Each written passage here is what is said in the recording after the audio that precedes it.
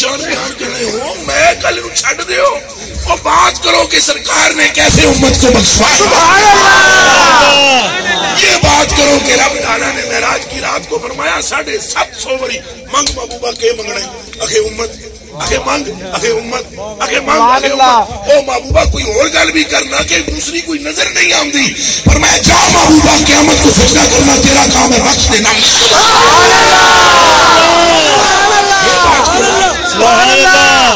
ہم حضور کے ذکر کی باتیں کریں آپ کے گالوں کی بات کریں کرے تو بکری کر دے.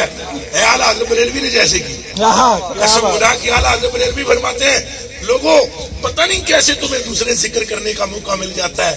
تمہیں تو صبح شام حضور کے چہرے سے ہی نہیں نکلنا چاہیے. اللہ سبحان اللہ. اعلیٰ حضرت بریلوی فرماتے ہیں کہ نارے دوزخ کو چمن کر دے بہارے عارض. اللہ فرمایا ہے کائنات کے لوگوں ہمارے آقا کے رخسار اس درجے کے تابناک رب نے بنائے ہیں کہ اگر حضور دوزخ کی طرف ایسے کر لینا حضور کے اس گال کی چمک دوزخ کو بجھائے. کیا بات ہے سبحان اللہ. بجھائے نہیں وہ تو غوث پاک نے فرمایا نا رضی اللہ تعالیٰ عنہ. انہوں نے فرمایا کہ اگر میرا کوئی مرید جہنم میں جاتا تو ہم ایسے کر کے دیکھتے تھے دوزخ کا نشان مٹا دیتے. یہ حضور شہنشاہ بغداد کا فرمایا. چلو یہ تو شہنشاہ بغداد کی بات ہے پر اعلیٰ حضرت بریلوی فرماتے ہیں سرکار کے رخسار کا یہ عمل نہیں ہے کہ وہ نشان مٹا دے نا. فرمایا اگر دوزخ پہ ایسے کرے نا تو نشان نہیں مٹے بلکہ وہ آگ ہی گلزار بن نارے دوزخ کو چمن کر دے بہارے ظلمت